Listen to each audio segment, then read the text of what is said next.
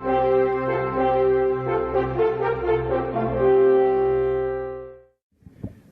tema que el profesor Cristian me propuso es el tema de los sistemas políticos y económicos comparados. O sea, básicamente comparar el capitalismo y el socialismo. Y después el tema de cuál es la forma política pues, más adecuada para promover uno o el otro. ¿Cuál es, de entre las distintas formas políticas que existen hoy en día? Ya se olvidó el estudio de las formas, pero las formas siguen siendo relevantes. ¿Cuál es la forma política? Democracia, autocracia, dictadura, monarquía. ¿Cuál de las formas es la más adecuada para promover el desarrollo económico? ¿Cuál es la forma más adecuada para promover estos valores? Entonces, es un debate a ver qué podemos sacar de aquí. Yo, básicamente, no traigo una conferencia muy larga. Voy a traer una serie de puntos y después vamos a discutir. Bien. Mi tesis va a ser una y va a ser clara. La primera y principal, el socialismo es malo y el capitalismo es bueno. El capitalismo de libre mercado. Es así de fácil. Si aprenden esto ya aprendimos bastante. El socialismo es malo, copien ahí, y el capitalismo de libre mercado es bueno. Es la única opción. Y dirán, ¿y por qué? ¿Y por qué? Yo, así, en mi modestia apunto 4 rasgos. Primero, el socialismo no es libre. El socialismo es totalitario. ¿Por qué? Me dirán ustedes. Porque sin propiedad privada no hay libertad. Sin propiedad privada no puede haber libertad. No puede haber libertad de expresión, libertad de asociación, ni libertad de movimiento, ni ningún otro tipo de libertad humana. Porque no puede haberlo. Esto lo explica una serie de autores. Estoy pensando en un libro célebre, que es El camino de servidumbre, de Friedrich von Hayek, un libro clásico que apunta a este tema, explicando que incluso el socialismo, y cuando habla de socialismo, habla de todos los tipos de socialismo, no solo del socialismo marxista, sino de la socialdemocracia, del intervencionismo y todas las formas, digamos, que incorporan algún tipo de coerción, de coacción institucional sobre los seres humanos y que impidiendo a los seres humanos comerciar o actuar libremente entre ellos. Hayek, El camino de servidumbre, Wilhelm Röpke, en La crisis social de nuestro tiempo, o por ejemplo en la obra de Mises, por ejemplo, el liberalismo, o por ejemplo en la obra de Gottfried Tietze, es un autor alemán emigrado a Estados Unidos también, que toca este tipo de temas. ¿Y por qué no puede haber libertad en el socialismo? Porque la libertad, señores, libres somos todos. Dentro del interior de nuestras mentes, dentro del interior de nuestras cabezas, todos somos libres. En nuestras ideas, en nuestra propia persona no puede mandar nadie. Interiormente, internamente, cada uno de nosotros tenemos las ideas que queremos. No hay forma de evitar. Lo que sí se nos puede impedir es expresarlas. Lo que sí se nos puede impedir es llevarlas a cabo. Y para eso, para poder llevarlas a cabo, para poder expresarlas, sí que necesitamos de libertad. Sí que necesitamos de propiedad privada. Es decir, la libertad, la expresión de la libertad requiere siempre de una base material. Quiero decir, para poder expresar la libertad necesitamos pues, un medio de comunicación, necesitamos de papel, necesitamos de tinta, necesitamos de una imprenta, necesitamos de una logística de distribución, o sea, necesitamos de bienes materiales. Si queremos explicar en un auditorio un debate de este estilo, necesitamos un auditorio, un local, y necesitamos un sitio, electricidad, luz, agua, etcétera, que nos permitan llevar a cabo este bien. Si queremos hacer un programa de televisión o un programa de radio, necesitamos una emisora de radio, necesitamos un receptor de radio, necesitamos un local donde hacer el programa, necesitamos unas cámaras para filmar y emitir el programa. Si queremos incluso usar Internet, necesitamos de computadores, necesitamos de edificios y necesitamos de lugares para hacer este tipo de cosas. Bien, si el Estado posee todos los medios de producción, si el Estado posee todos los bienes de una nación, simplemente si queremos hacer un programa de radio, ¿dónde lo hacemos? Si queremos elaborar un discurso como este, ¿dónde lo hacemos? Necesitamos pedir permiso. Por ejemplo, ¿qué hizo Salvador Allende en su momento? Pues no hizo nada raro. ¿Puso censura? No puso censura. Simplemente nacionalizó el papel de prensa y nacionalizó los repuestos de radio. No hizo falta censurar, no hizo falta elaborar una ley de censura, una ley de mordaza, nada así por el estilo. Simplemente nacionalizó el papel de prensa. Y simplemente, a partir de entonces, solo le daba papel a los suyos. ¿Prohibió algo? No, pero simplemente privó de la base material a la libre expresión. Y en general, cualquier reunión, cualquier asociación, cualquier libertad, sea esta de trabajo, si todos los medios de producción son del Estado y no me gusta mi trabajo, ¿a dónde voy? ¿A dónde voy si todas las empresas son del Estado? Entonces, en primer lugar, creo que es algo obvio. Si todo es propiedad del Estado, si hay una sociedad socialista y todo es propiedad colectiva, la libertad depende de la voluntad, del capricho, del arbitrio del gobernante. Es decir, es el gobernante quien decide qué libros se editan y cuáles no se editan, qué música se puede ejecutar o qué conciertos se pueden dar y cuáles no, y qué conferencias se pueden dar y cuáles no, y qué religiones pueden existir y cuáles no. Entonces, primer punto, si no hay propiedad privada, no hay libertad, porque, le repito, la libertad requiere siempre de una base material. La expresión de la libertad política o económica requiere de base material. Igualmente en el ámbito de la libertad de empresas. Si todo es propiedad del Estado, yo quiero iniciar un negocio, quiero comprar una cosa, vender una cosa, necesito algún tipo de autorización administrativa que me puede ser dada o negada. Este es el primer punto a considerar. El socialismo no puede ser libre, porque desde el momento que ustedes tienen que pedir permiso para hacer algo, no son libres. Segundo punto. El socialismo es explotador.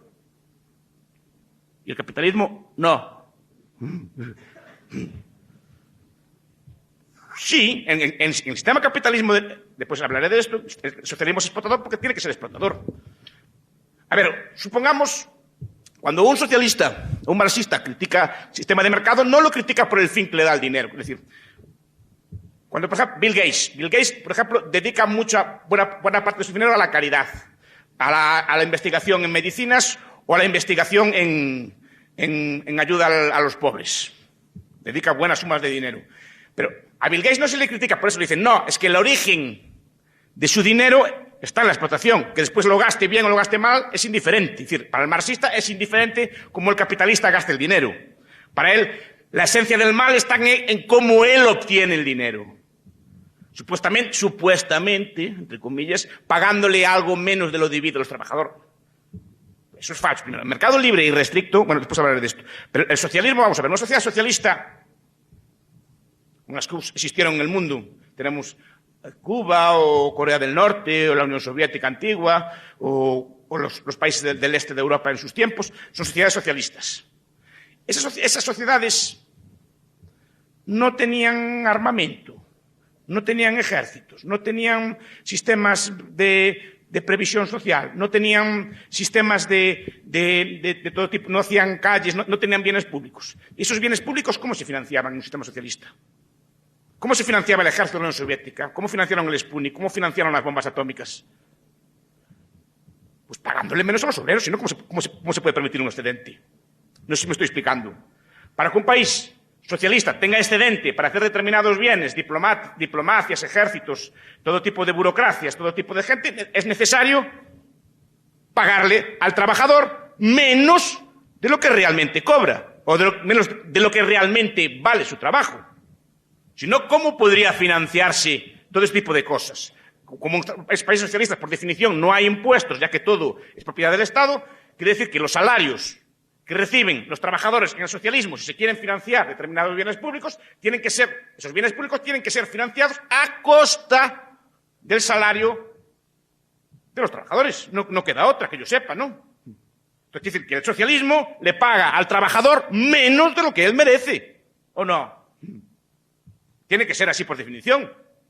Cosa que en el capitalismo de libre mercado, al no existir bienes públicos o no existir ningún tipo de intervención estatal, el trabajador cobraría siempre, en cada momento lo que él merecería. En el socialismo no, porque hay una explotación forzada de unos colectivos a otros. Es decir, la dacha de Brezhnev, la dacha de Chernenko, la dacha, los palacios que tenían en el Mar Negro, los jerarcas soviéticos, las limusinas, los ZIL, aquellas limusinas enormes que tenían los soviéticos, ¿a costa de quién fueron sacadas? A costa de pagarle realmente al trabajador menos de lo que vale, con salarios forzosos, porque como dije antes, en el socialismo los salarios no son libres. Yo no puedo mudarme de lugar. Si no me gusta mi ciudad, si no me gusta la ciudad de Guatemala, no puedo irme a Antigua. Allí necesito de permiso. Si no me gusta trabajar en mi fábrica, no puedo cambiarme de fábrica. Estoy forzado a trabajar en mi fábrica. Y por el salario que el dictador o el jerarca del Partido Socialista me está pagando. Es decir, cualquier bien público, cualquier bien que disfruten las clases políticas es sacado a costa de la piel del trabajador. No queda otra forma. Y como decíamos antes, si lo que se critica es la forma en que se obtiene, no en que se gasta, el sistema socialista es un sistema explotador, por definición. Además, al fijarse los salarios, no por el libre juego de la oferta y la demanda, no por la voluntad recíproca de ambas partes, sino al ser fijado por una de las partes, hay un sistema de explotación de tal forma que unos trabajadores ganan más de lo que deberían y otros menos de lo que deberían, porque los salarios son fijados políticamente y los que cobran menos están financiando a los que cobran más. No queda otro remedio. El sistema socialista, por definición, salvo que no tenga ningún tipo de bien público, salvo que no tenga ningún tipo de previsión, salvo que no tenga ningún tipo de ejército, es necesariamente explotador. Es más, el sistema más explotador que existe. Mucha diferencia frente a los demás. Tercero, es radicalmente injusto. Por naturaleza. El socialismo es radicalmente injusto por naturaleza. Básicamente porque no da a cada uno según lo que merece. Es decir, cobra lo mismo el que trabaja que el que no trabaja, si es un sistema de igualdad salarial, salvo que empecemos a introducir mecanismos de corrección capitalistas como salarios distintos, incentivos y otro tipo de formulaciones de este estilo. Pero el sistema socialista tiene que ser, por naturaleza, injusto. Tiene que pagarle más. No, cada persona no recibe lo que merece porque no lo sabe, sino que se asigna políticamente los salarios, las recompensas, los premios por méritos pues, de afinidad política o por méritos de otro estilo. Pero, de luego, no responde a que las demás personas piensan que merece, sino que responde a algún tipo de decisión política. Entonces, el socialismo es injusto porque no premia a cada persona según lo que hace, sino que da a todos igual. Y no hay nada más injusto que tratar igualmente a los desiguales. Es como si yo pongo la misma nota a todos mis estudiantes, independientemente de lo que hagan, independientemente de lo que trabajen. Si yo pusiera un aprobado a todos, al que no fue a clase, al que estuvo durmiendo, al que estuvo a la misma nota que al que estuvo en clase trabajando, que se esfuerza, que se levanta a su hora, que cumple con sus deberes, ¿estoy siendo injusto o no estoy siendo injusto? Pues un sistema que premia y recompensa todos por igual es un sistema, en esencia, radicalmente injusto. Aparte de la injusticia que radica en que los medios socialistas son medios políticos. Es decir, desde el momento en que usar un aparato de coerción, desde el momento en que forzar a las personas a hacer algo, desde el momento en que a las personas no se les permite hacer algo, se está usando violencia ilegítima contra esas personas. Por tanto, es un sistema radicalmente injusto porque no le deja a las personas hacer lo que ellas entienden pertinente en cada momento, sino que hay que forzarlas, hay que coercionarlas, hay que impedirles que se muevan, hay que impedirles la idea propia de planificación, la idea propia de centralización, la idea propia de que hay un plano central, la idea de que hay un consejo superior del plan que decide, es impedir la libertad de las personas. Se trata de que hay una racionalidad por encima de la racionalidad individual a la cual deben supeditarse los individuos. Por tanto, es forzoso, es injusto porque impide a las personas hacer aquello que desean, estudiar lo que desean, vivir como desean, pensar como desean. Es un sistema radicalmente injusto de origen. Y además, y esto, si cabe, es lo principal, el socialismo no puede existir. No es que sea bueno o malo, no puede existir. Es un sistema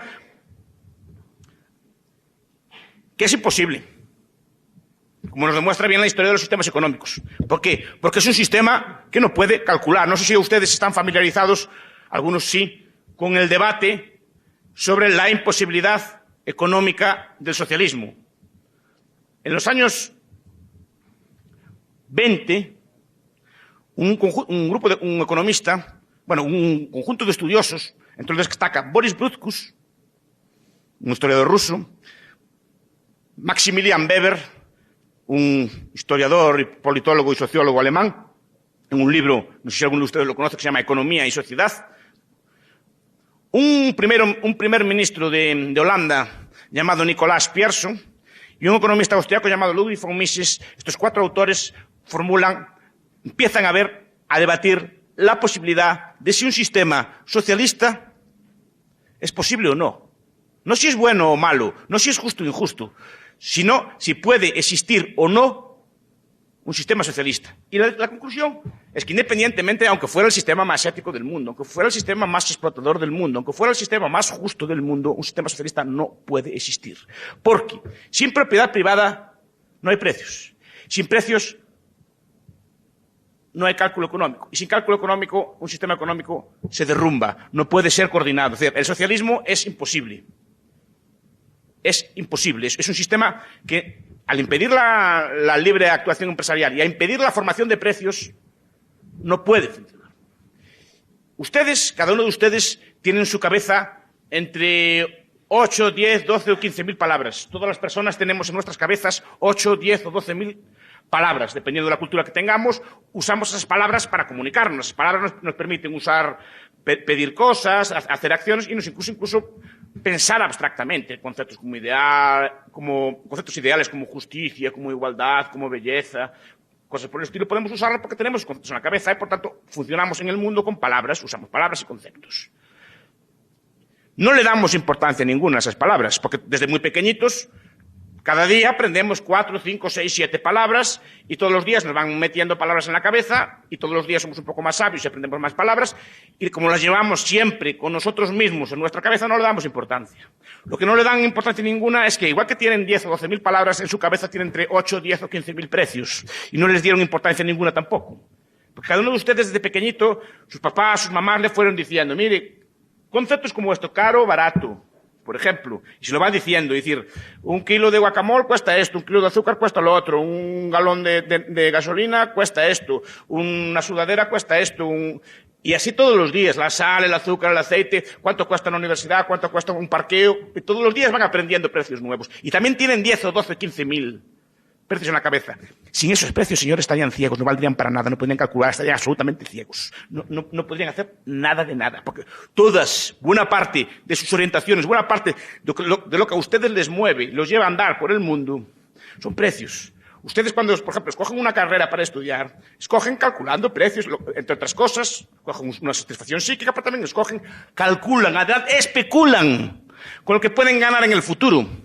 Calcula, pues bueno, si escojo esta carrera, pues voy a ganar esto y esto y esto, y el trabajo va a ser este y este. Si escojo otra carrera, mi expectativa de ganancia va a ser esta y otra. Y ustedes orientan su mundo por ese tipo de precios, por ese tipo de cálculos. ¿Y cuánto me cuesta esta carrera? Pues me cuesta esto y esto. ¿Cuánto me cuesta este viaje? Esto y esto. ¿Me compensa hacer esto? ¿Me compensa hacer lo otro? Todo se mueve, o buena parte de su vida, se mueve por estas pequeñas señales luminosas que están en sus cerebros que se llaman precios. Sin esos precios no valen ustedes para nada.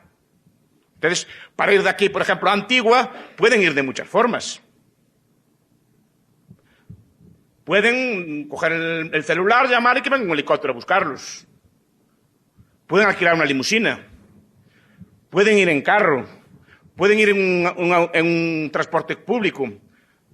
Pueden ir andando. Pueden ir en bicicleta. Según la prisa que tengan, o las ganas que tengan de llegar pronto, por ejemplo, a Antigua, van a usar un medio de locomoción o otro, dependiendo de la urgencia que tengan. Si ustedes están muy, muy enfermos y tienen un ataque, probablemente cojan un taxi, una ambulancia, alquilen un vehículo rápido.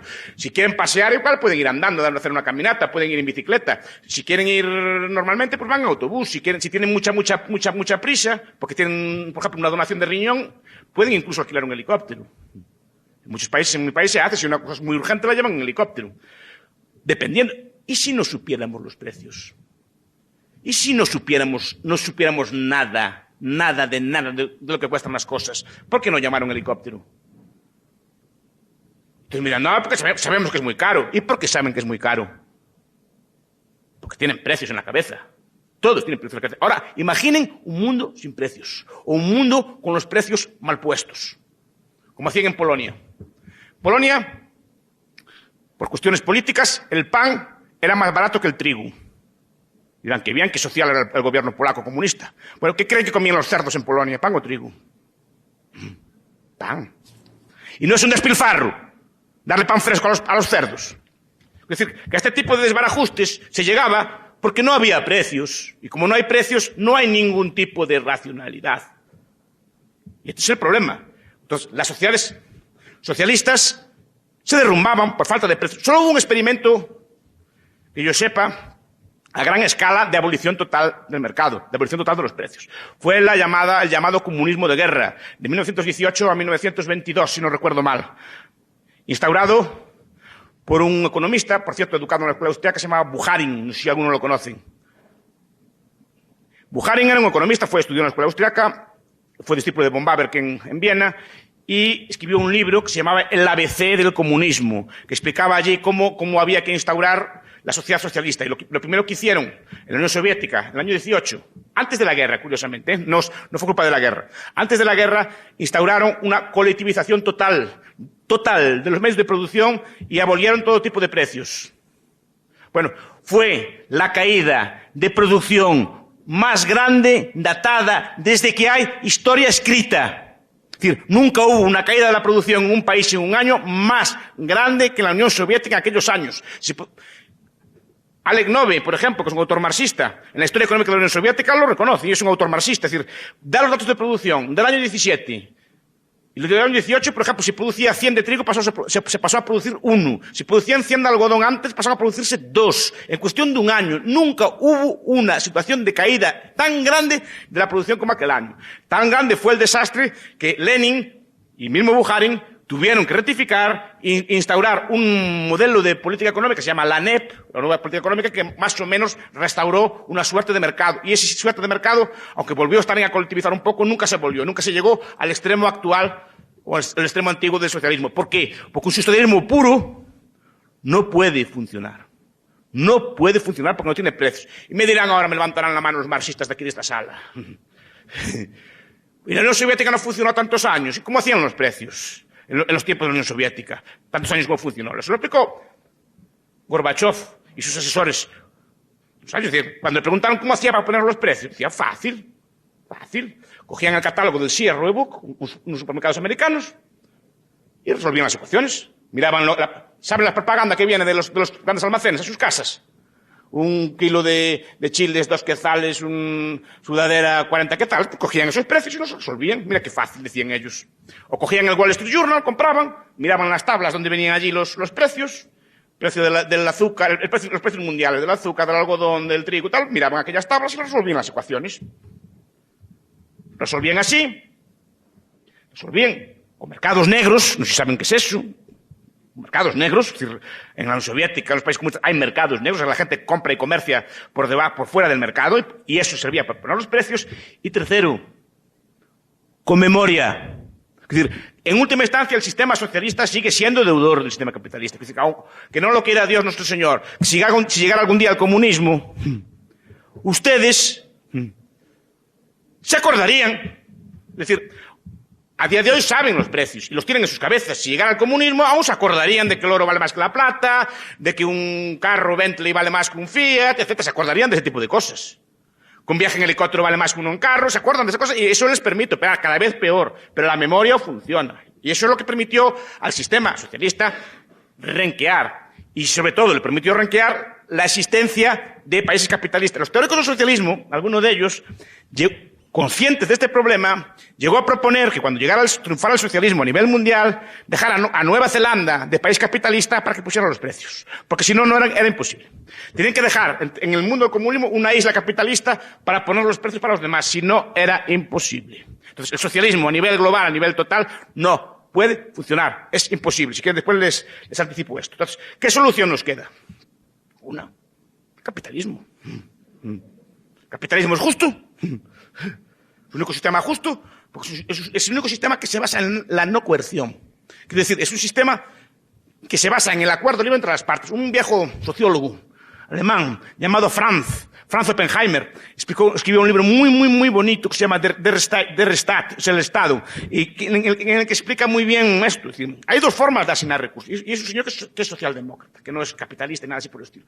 Los medios políticos y los medios económicos. Los medios políticos son los medios que usan la fuerza, que usan la coerción, que usan la violencia. Es decir, una de las partes impone sobre la otra. Una de las partes usa la fuerza, usa las armas, usa la fuerza y le quita parte de su dinero a ustedes.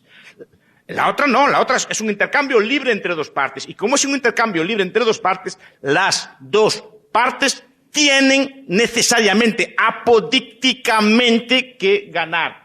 Ese es el intercambio de mercado. Entonces, es el único sistema justo, es el único sistema que no usa de la fuerza, que no usa de la violencia, que no usa de la coerción, y en el que las dos partes ganan. Y cada parte puede escoger comprar o vender a quien mejor le interese y cómo le interese. Entonces, el sistema es justo y además remunera a cada factor. Se sabe muy bien si estudiaran ustedes economía o estudiaran ustedes lo que es el marginalismo, saben que cada factor de producción tiene que ser remunerado por lo que vale, y lo que vale es lo que deciden las demás personas que vale. El valor de cada persona es su productividad marginal descontada, pero valorada por lo que valoran las demás personas. Eso. O sea, cada persona en el capitalismo cobra o tiende a cobrar lo que las demás personas entienden que merece. Es duro decirlo, pero es así. La gente valemos todo lo que los demás dicen que valemos, no lo que pensamos nosotros que valemos. O sea, nuestro salario, en todos los ámbitos, Y es duro de asumir, hay que agachar la cabeza, porque ¿qué le vamos a hacer? Es así el mundo, eso no es justo ni injusto, es así. Eso primero. El sistema capitalista, como dije yo antes, no es explotador. Por duro que parezca, le paga a cada factor de producción lo que los demás dicen que vale. Entonces, no hay ningún tipo de explotación. Si quieren, después entramos en el debate. Pero el propio Marx tiene que reconocer, es decir, el propio sistema marxista ahí entra en contradicción. Si todos los sectores ganan lo mismo, todos lo mismo, pero cada sector económico tiene una composición orgánica del capital distinta, ¿sí o no? Es decir, una relación entre capital y trabajo. Y de ahí se deriva la tasa de explotación. Supongo que esto lo explicarán en sus universidades, ¿no? Bien. Cada sector, el sector eléctrico, el sector del seguro, el sector del textil, el sector del calzado, el sector del azúcar, cada uno tiene una composición orgánica del capital. En un sector hay mucho capital, por ejemplo, el sector eléctrico tiene mucho capital, necesitan de centrales nucleares, de centrales eléctricas, de todo tipo de infraestructuras y relativamente poco trabajo. Y otros sectores, el sector del calzado, una maquila, por ejemplo, tiene mucho trabajo y poco capital. No necesita de máquinas muy sofisticadas. ¿De acuerdo? O sea, consecuencia, composición orgánica del capital distinta. Por lo tanto, tasa de explotación distinta en cada sector. ¿Sí o no? ¿Sí o no? Sí, según Marx.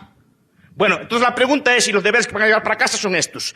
A ver si los resuelven. Porque los marxistas dieron un premio, Bernstein quería dar un premio que resolviera esta pregunta y no fueron capaces de resolverla. ¿Cómo? ¿Cómo? Con tasas de explotación distintas, el beneficio es el mismo. ¿Cómo? Con tasas de explotación distintas, el beneficio es el mismo. Porque el beneficio, digo yo, y dicen los teóricos, los que son de mi escuela, obviamente, el beneficio por ahí se deduce que no depende de la explotación. Por último, el capitalismo es el único sistema, por tanto, que puede calcular. Puede calcular porque tiene un sistema de establecer precios, por tanto, puede establecer, y sobre todo, tiene un sistema de beneficios. Y los precios y los beneficios son como luces que nos orientan, son como faros en la noche, nos dicen, el beneficio alto nos dice, inviertan aquí, su capital tiene que quitarse donde gana menos hacia donde gana más, y así está, es un proceso de perpetua evolución, el capital está siempre invertido de la mejor forma posible, si no hay restricción, siempre está invertido de la mejor forma posible, y los precios siempre reflejan toda esa enorme cantidad de información que hay detrás, ¿no? Todos los precios nos dicen qué hay que producir, cuánto hay que producir, cómo hay que producirlo, dónde hay que producirlo, de qué calidad, de qué cantidad, quién debe producirlo.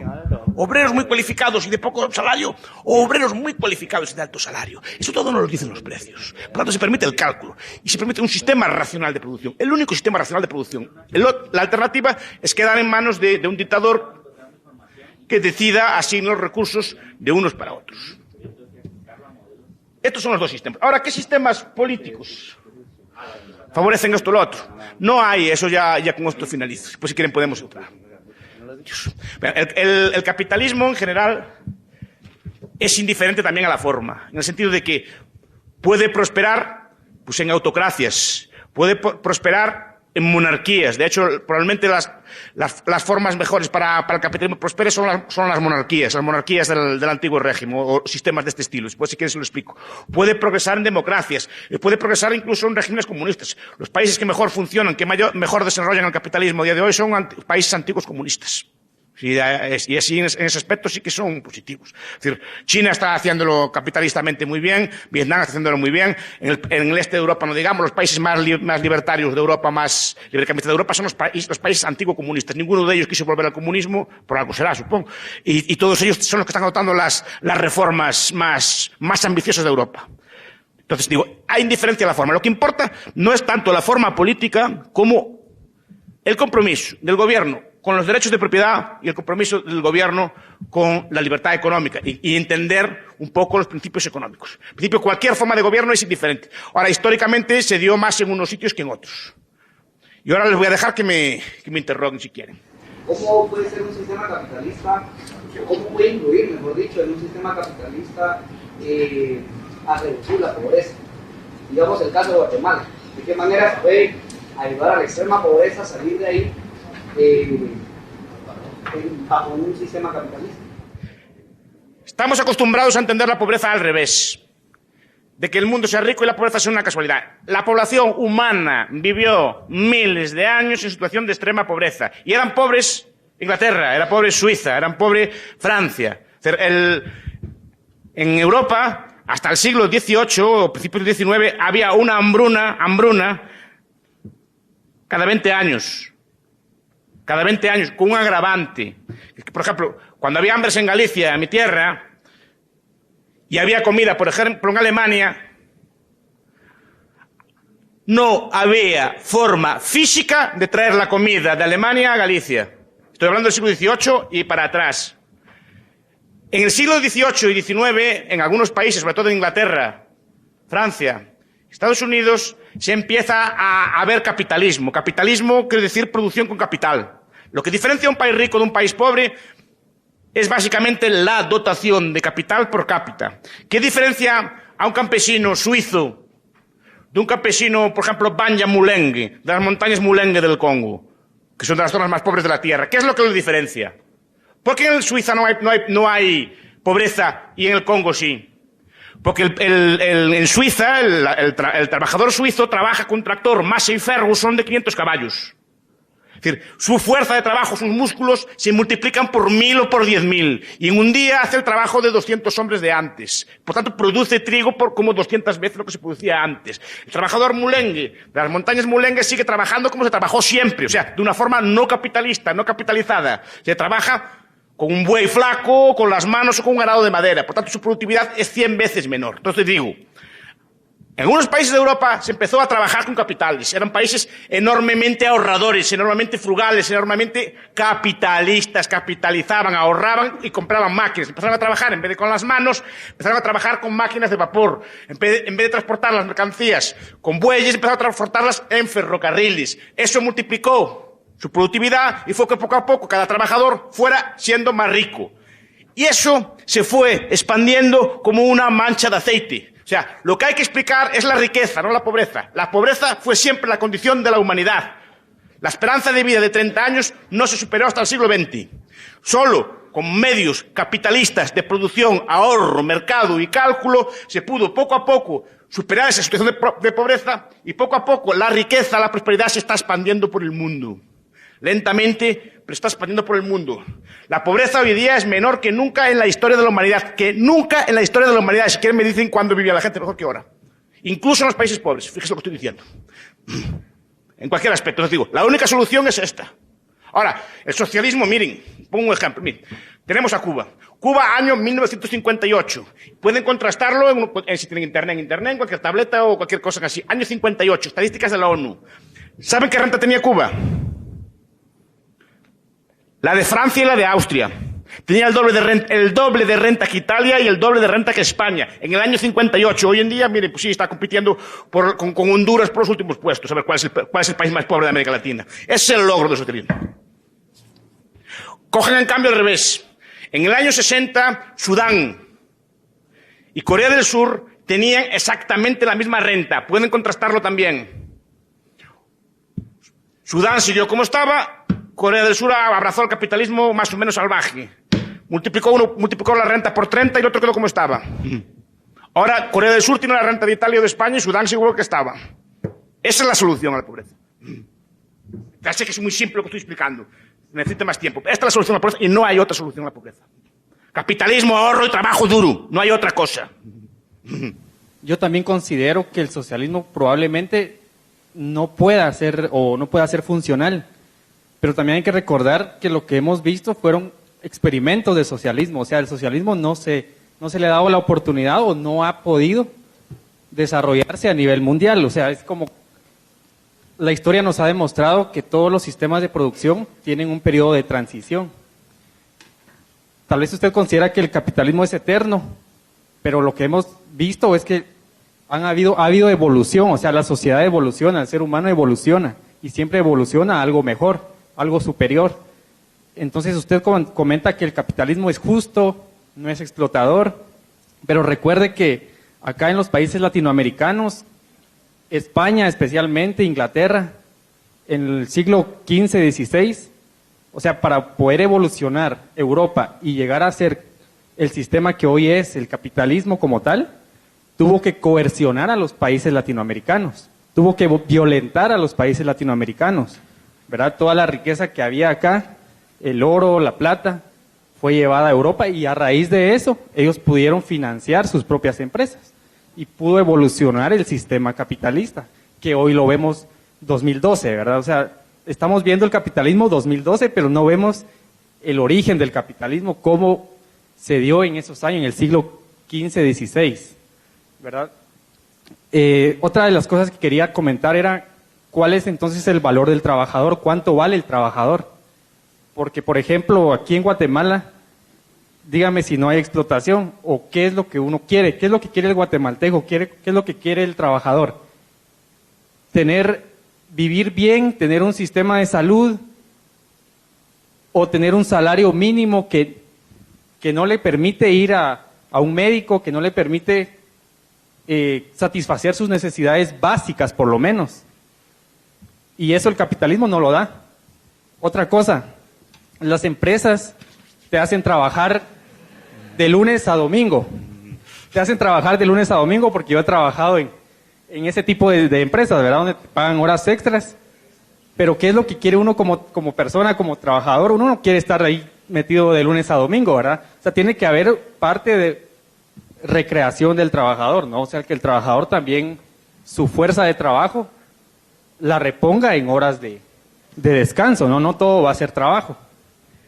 Cuando se debate de sistemas económicos, se debate de las dos formas. O se compara el socialismo teórico con el capitalismo teórico. Fue lo que intenté hacer yo. Es decir, el socialismo, no entré en casos concretos, después puse algún ejemplo. Pero el socialismo teórico se debate contra el capitalismo teórico.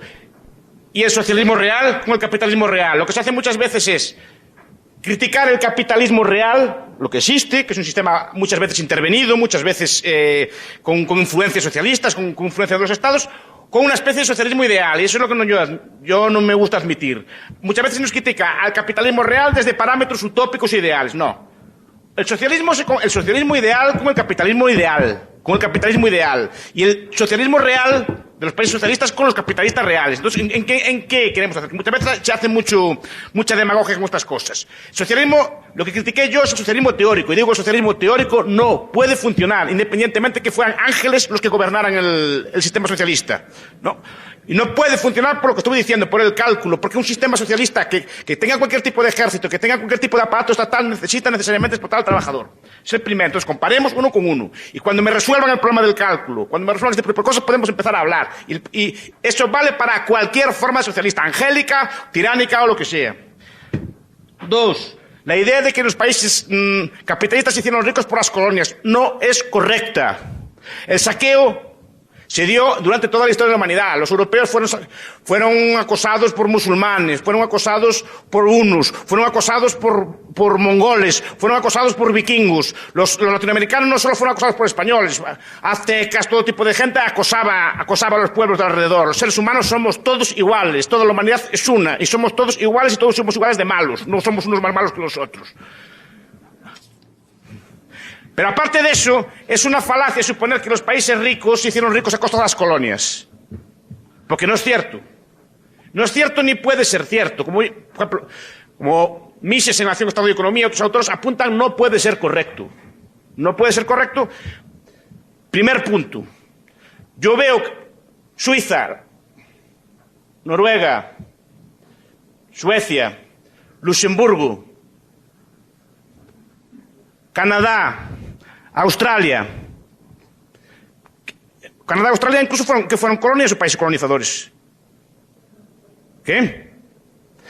Estos países que acabo de citar, ¿qué colonias tenían? ¿Y no están entre los países más ricos de la Tierra?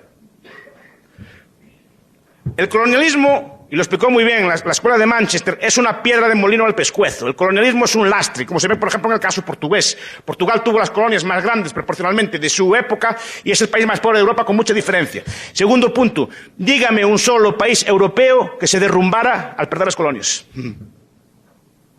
Dígame un solo país europeo o colonizador que se derrumbara al perder las colonias. Mire, ya le pongo un ejemplo nada más. El caso de España. Porque las colonias son un lastre. De hecho, por ejemplo, Inglaterra tenía colonias, pero no invertía en sus colonias. Tienen los datos ahí. Creo que es Lionel Robbins que lo historia. No, Gran Bretaña prefería invertir en Argentina, o en el Brasil, o en Rusia, antes que invertir en sus propias colonias. Las colonias es una cosa de prestigio político, es una cosa de imperio, es una cosa del Estado, es una cosa socialista. Porque el socialismo también está entre países socialistas, en el país socialista, Es decir, que hubo guerras también imperialistas. Es decir, pero aparte de eso, el colonialismo no da riqueza ninguna. El oro y la plata que se quitó de América, ¿saben para qué valió? Para subir los precios en Europa. Para nada más. Para nada más. Para crear inflaciones de caballo en Europa y para financiar guerras. Para nada más. No desarrolló ningún país europeo. De hecho, se desarrolló mucho más países europeos sin colonias que España con sus colonias todas que tenía. No le valió de nada. Porque la colonia normalmente, económicamente, es un lastre. Y tercero, habla usted de los salarios mínimos. ¿Cuánto vale un trabajador? Mire, el trabajo, nos guste o no nos guste, es una mercancía. Ustedes mismos lo valoran como mercancía. Ustedes cuando escogen entre un taxi y un autobús están valorando el trabajo de ese trabajador. Está diciendo si valoran o no el trabajo de manejar un carro o no. Entonces, ¿un trabajador cuánto vale? Vale lo que decide los demás que vale. Si eso cubre un mínimo o no, pues no lo sé. Usted hablaba de que el trabajo es duro. Yo no sé cómo era aquí antes. Yo sé, en Galicia, mi abuelo, que en paz descanse, trabajó de los 9 años. Desde los 9 años. Trabajaba en la conserva, en el campo, con los animales y cultivando la tierra, y desde los 9 años. Pero él no andaba a protestar. Y no había domingos, No había domingos. Mi abuelo nunca conoció un domingo. Hasta muy mayor conoció un domingo. Porque los animales comen todos los días. No sé si algunos de ustedes tienen antepasados en el campo, pero los animales comen todos los días y hay que cuidarlos todos los días. Y hay que ordeñar las vacas o lo que sea todos los días. No había descanso. Ahora, gracias a que la ahorró, gracias a que hizo cálculo económico, ya mi padre y yo ya pudimos trabajar de otra forma. Pero gracias a Dios se lo agradezco. Pero aún así mi abuelo, aún estando mal, cada día de su vida estaba mejor, porque veía que el país iba prosperando y que iba avanzando y que el sistema económico era el único que había. No quiso, si mi abuelo protestara que el sistema estaba mal, no arreglaría nada. Mi abuelo lo que hizo es agachar la cabeza, trabajar duro, ahorrar, y ese dinero bien invertido con cálculo derivó en la prosperidad más o menos que tenemos hoy en día. No hay otro camino. ¿Qué pasa? Que no es lento. Es lento. Es un proceso que lleva 50 o 60 años, no es mañana.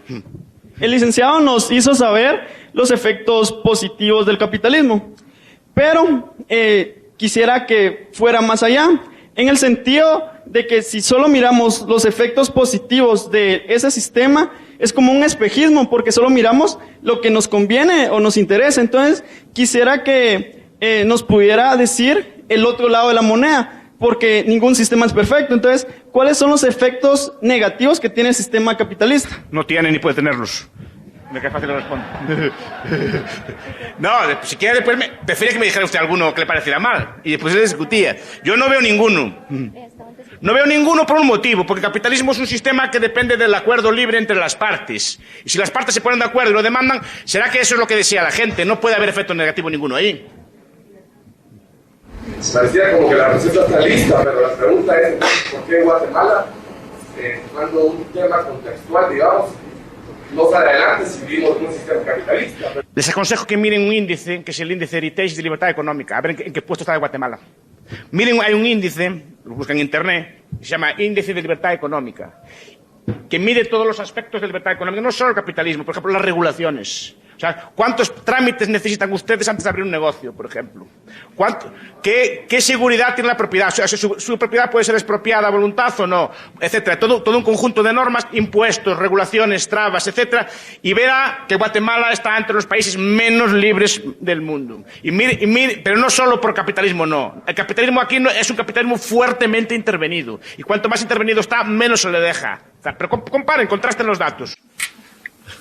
A eso volvemos a el desarrollo pues, académico, intelectual, científico, debe ir más allá de recetas, ver realmente las líneas que nosotros como sociedad, como país, nos lleven a ese desarrollo, porque hemos venido con esta, digamos, máscara capitalista que hemos tenido durante muchos años en Guatemala, que realmente no nos han llevado a nada más que la explotación, porque cómo poder construir desarrollo realmente si el 85% del territorio nacional está concentrado en un 5% de la sociedad. O sea, son datos que no nos permiten construirlos y son problemas que no podemos seguir aguantando durante 60 años para que ese desarrollo se dé. Mire, un detalle.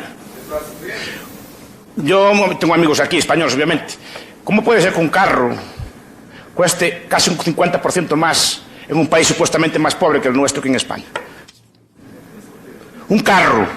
¿Cómo puede costar el mismo carro un 60% más aquí que en otros países? ¿Cómo puede costar cualquier bien de consumo importado un 60% más que en mi país?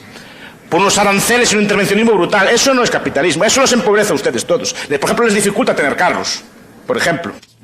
Ese tipo de cosas. No puede ser que un mismo automóvil cueste un 60% más aquí.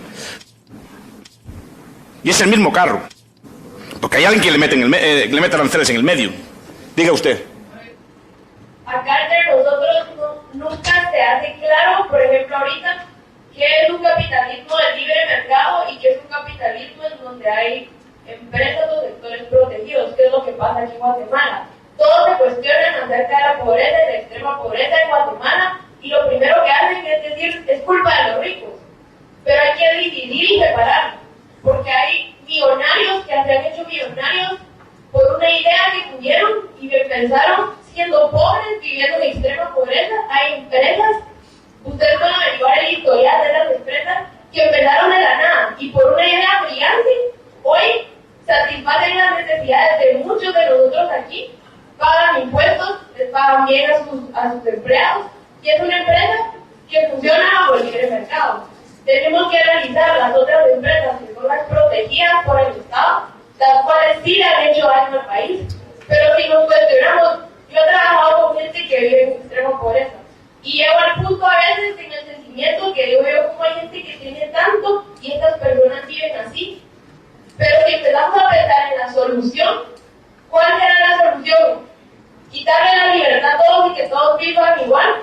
¿O que busquemos una sociedad libre mercado donde todos tengamos la oportunidad de producir, de satisfacer nuestras necesidades y que no sean empresas protegidas? Pero es lo que no se nos enseña, o sea, solo es o capitalismo o socialismo, o ricos o pobres. Pero hay que saber dividir esas dos. Perfecto, no tengo nada que añadir.